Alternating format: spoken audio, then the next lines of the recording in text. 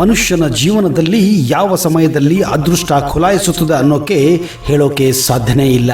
ಅದೇ ರೀತಿ ಯಾವ ರೀತಿ ದುರಾದೃಷ್ಟ ವಕ್ಕರಿಸುತ್ತದೆ ಅನ್ನೋದು ಕೂಡ ಹೇಳೋಕೆ ಆಗೋದಿಲ್ಲ. ಅಂತಹದೊಂದು ಘಟನೆ ಮಹಾರಾಷ್ಟ್ರ ರಾಜ್ಯದ ನಾಂದೇಡ್ ಹತ್ತಿರ ಇತ್ತೀಚೆಗೆ ನಡೆದಿದೆ. ಸುಂದರೇಶ್ ಹಾಗೂ ಹಸೀನಾ ಇಬ್ಬರು ಮೂಲತಃ ಕಲಬುರ್ಗಿಯವರು. ಧರ್ಮ ಬೇರೆ ಬೇರೆ ಆದರೂ ಪ್ರೀತಿಯಲ್ಲಿ ಬಿದ್ದು ಒಬ್ಬರೊಬ್ಬರು ಇಷ್ಟಪಟ್ಟು ಮದುವೆಯಾಗಿದ್ದಾರೆ. ಇದೇ ಕಾರಣ ಅವರು ತಮ್ಮ ಊರನ್ನ ಬಿಟ್ಟು ದೂರದ ನಾಂದೇಡ್ ಹತ್ತಿರ ಇರುವ ತ್ರಿಕೂಟ ಎಂಬ ಹಳ್ಳಿಯಲ್ಲಿ ಊರಿನ ಹೊರಗೆ ವಾಸ ಮಾಡಿಕೊಂಡು ಚಿಕ್ಕ ಚಿಕ್ಕ ಕೆಲಸಗಳನ್ನು ಮಾಡಿಕೊಂಡು ದುಡಿಮೆ ಮಾಡುತ್ತಿದ್ದರು. ಇದೇ ರೀತಿ ಕಷ್ಟಪಟ್ಟು ಇಬ್ಬರು ಚಿಕ್ಕದೊಂದು ಮನೆ ಕಟ್ಟಲು ಜಾಗವನ್ನ ಖರೀದಿ ಮಾಡಿದ್ದಾರೆ.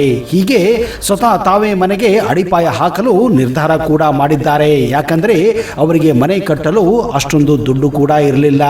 ಕಾರ್ಮಿಕರನ್ನು ಕರೆಸಿ ಅವರಿಗೆ ಕೂಡ ಸಂಬಳ ಕೊಡೋದು ಅವರ ಕೈಮೀರಿತ್ತು.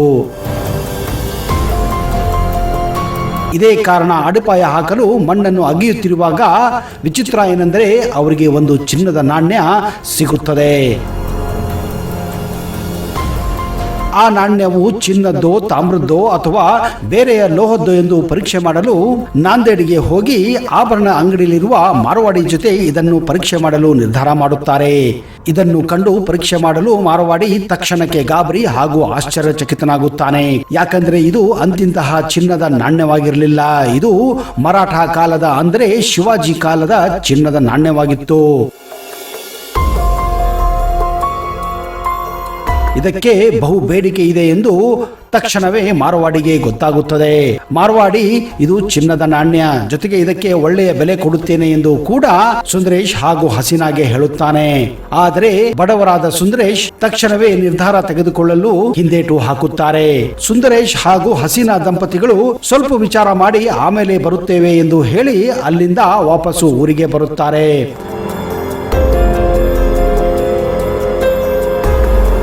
ಮಾರವಾಡಿಗೆ ಒಬ್ಬ ಗ್ರಾಹಕ ಮುಂಬೈಯಲ್ಲಿ ಇಂತಹ ಹಳೆಯ ಚಿನ್ನದ ನಾಣ್ಯಗಳನ್ನು ಸಂಗ್ರಹಿಸುವ ಹವ್ಯಾಸ ಇತ್ತು. ಅವನಿಗೆ ಅವನ ಸಂಪರ್ಕ ಕೂಡ ಇತ್ತು. ಈ ವಿಷಯವನ್ನ ಮುಂಬೈಯಲ್ಲಿರುವ ಆ ವ್ಯಕ್ತಿಗೆ ತಿಳಿಸುತ್ತಾನೆ. ಆ ವ್ಯಕ್ತಿ ಮರುದಿನವೇ ನಾಂದೇಡ್ಗೆ ಬಂದಿದ್ದಾನೆ. ಆ ವ್ಯಕ್ತಿಗೆ ಅಪರೂಪದ ಹಾಗೂ ಐತಿಹಾಸಿಕ ನಾಣ್ಯಗಳನ್ನು ಸಂಗ್ರಹಿಸುವ ಒಂದು ಹವ್ಯಾಸವಾಗಿತ್ತು. ಇದೇ ಕಾರಣ ಸುಂದರೇಶ್ವರನ್ನ ಕರೆಸಿ ಆ ನಾಣ್ಯದ ವ್ಯಾಪಾರಕ್ಕೆ ಮುಂದಾಗುತ್ತಾನೆ. ಆಗ ಆ ವ್ಯಕ್ತಿ ಆ ನಾಣ್ಯಕ್ಕೆ ಬರೋಬ್ಬರಿ 3 ಕೋಟಿ ರೂಪಾಯಿ ಕೊಡುವುದಾಗಿ ಹೇಳುತ್ತಾನೆ. ಯಾಕಂದರೆ ಇದು ಮರಾಠ ದೊರೆ ಶಿವಾಜಿ ಮಹಾರಾಜರಿಗೆ ಸಂಬಂಧಪಟ್ಟಂತಹ ಚಿನ್ನದ ನಾಣ್ಯವಾಗಿತ್ತು. ಇದೇ ಕಾರಣ ಅಷ್ಟು ಬೆಲೆ ಕೊಡುತ್ತಿದ್ದೇನೆ ಎಂದು ಆ ಶ್ರೀಮಂತ ವ್ಯಕ್ತಿ ಸುಂದರೇಶ್ ಹಾಗೂ ಆ ಮಾರವಾಡಿಗೆ ಹೇಳುತ್ತಾನೆ. ಕೊನೆಗೆ ಸುಂದರೇಶ್ ಹಾಗೂ ಅವನ ಪತ್ನಿ ಹಸೀನಾ ಈ ನಾಣ್ಯವನ್ನು ಆ ವ್ಯಕ್ತಿಗೆ ಕೊಡಲು ಮುಂದಾಗುತ್ತಾರೆ.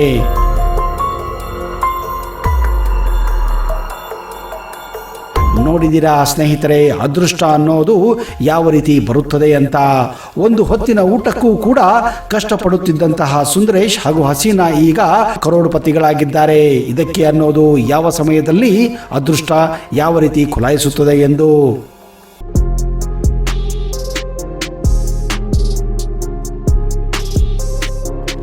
ಹಣೆ ಬರ ಅನ್ನೋದು ಯಾವ ಸಮಯದಲ್ಲಿ, ಯಾವ ವಯಸ್ಸಿನಲ್ಲಿ, ಯಾವ ಗಳಿಗೆಯಲ್ಲಿ ನಮ್ಮ ಮುಂದೆ ಬಂದು ಅಪ್ಪಳಿಸುತ್ತದೆ ಅನ್ನುವುದಕ್ಕೆ ಈ ವ್ಯಕ್ತಿಯ ಕಥೆ ಸಾಕ್ಷಿಯಾಗಿದೆ.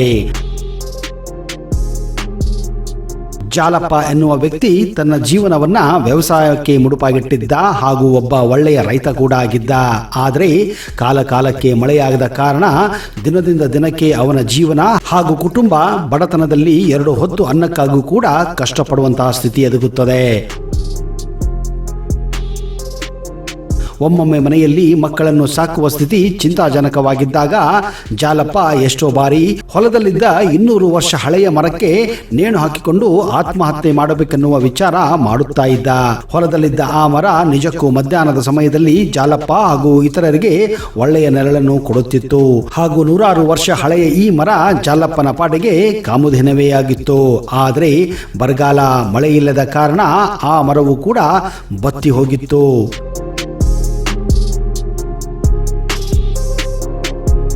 ಒಂದು ದಿನ ಮನೆಯಲ್ಲಿ ತಿನ್ನಲು ಒಂದು ಹಿಡಿ ಅನ್ನ ಕೂಡ ಇರಲಿಲ್ಲ. ಇದರಿಂದ ಕಂಗಾಲಾದ ಜಾಲಪ್ಪ ತುಂಬಾ ನೊಂದುಕೊಂಡಿದ್ದ. ಒಂದು ವಾರದ ಹಿಂದೆ ಯಾರೋ ಒಬ್ಬ ವ್ಯಕ್ತಿ ಆ ಮರವನ್ನು ಸೌದೆಗಾಗಿ ವ್ಯಾಪಾರ ಮಾಡಲು ಬಯಸಿದ್ದನು. ಆದರೆ ಜಾಲಪ್ಪ ಆ ಮರವನ್ನು ಕಡಿಯಲು ಒಪ್ಪಿರಲಿಲ್ಲ. ಕೊನೆಗೆ ಮನೆಯಲ್ಲಿ ತುತ್ತು ಅನ್ನಕ್ಕೂ ಕೂಡ ಅಸಹಾಯಕನಾದಾಗ ಆ ಮರವನ್ನು ಕತ್ತರಿಸಬೇಕೆಂಬ ನಿರ್ಧಾರ ಮಾಡಿ ಮುಂದೆ ಒಂದೆರಡು ದಿನಗಳಲ್ಲಿ ಆ ಮರವನ್ನ ಕತ್ತರಿಸಿ ಆ ಸೌದೆಯನ್ನ ಕೊಟ್ಟು ದುಡ್ಡನ್ನು ಪಡೆಯುತ್ತಾನೆ. ಸಂಸಾರ ಮುಂದುವರಿಸಲು ನಿರ್ಧಾರ ಮಾಡುತ್ತಾನೆ.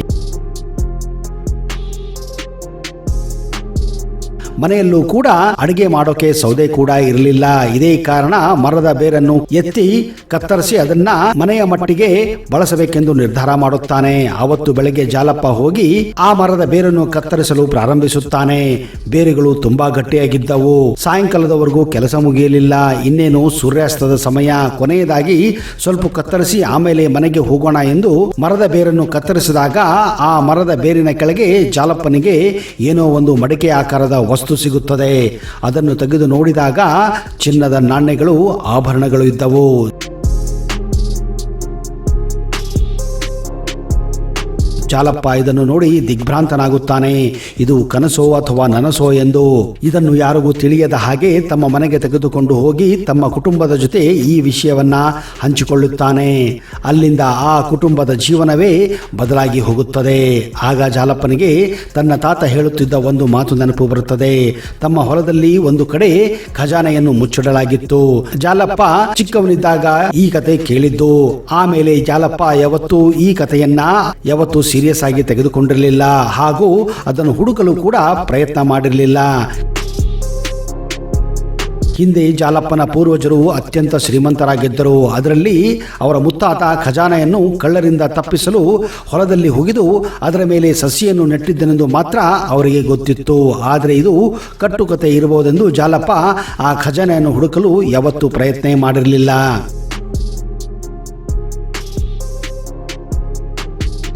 ಅದಕ್ಕೆ ಅನ್ನೋದು ಸ್ನೇಹಿತರೆ, ಎಲ್ಲದಕ್ಕೂ ಕಾಲ ಬರಬೇಕು. ಕಾಲ ಬಂದಾಗ ಮಾತ್ರ ಅದೃಷ್ಟ ಖುಲಾಯಿಸುತ್ತದೆ ಎಂದು. ಅಂದ ಹಾಗೆ ಈ ಘಟನೆ ನಡೆದಿದ್ದು 1989 ಡಿಸೆಂಬರ್ ತಿಂಗಳಲ್ಲಿ ಕರ್ನಾಟಕದ ಪಕ್ಕದ ರಾಜ್ಯದ ಮದನಪಳ್ಳಿ ಎಂಬ ತಾಲೂಕಿನ ಚಿಪ್ಲಿ ಎಂಬ ಗ್ರಾಮದಲ್ಲಿ. ಅಂದ ಹಾಗೆ ಈ ಕುಟುಂಬ ಈಗ ಬೆಂಗಳೂರಿನ ಒಂದು ಪ್ರತಿಷ್ಠಿತ ಕಾರ್ ಶೋರೂಮ್ ಅನ್ನ ನಡೆಸುತ್ತಾ ಇದೆ. ಈ ಒಂದು ಘಟನೆಯ ಬಗ್ಗೆ ನಿಮ್ಮ ಅನಿಸಿಕೆಗಳನ್ನು ದಯವಿಟ್ಟು ಕಮೆಂಟ್ ಬಾಕ್ಸ್ ಅಲ್ಲಿ ಹಾಕಿ. ಇಂತಹ ರೋಚಕ ಘಟನೆಯೊಂದಿಗೆ ಮುಂದಿನ ಸಂಚಿಕೆಯಲ್ಲಿ ಮತ್ತೆ ಸಿಗೋಣ. ಅಲ್ಲಿಯವರೆಗೆ ಜೈ ಹಿಂದ್, ಜೈ ಕರ್ನಾಟಕ.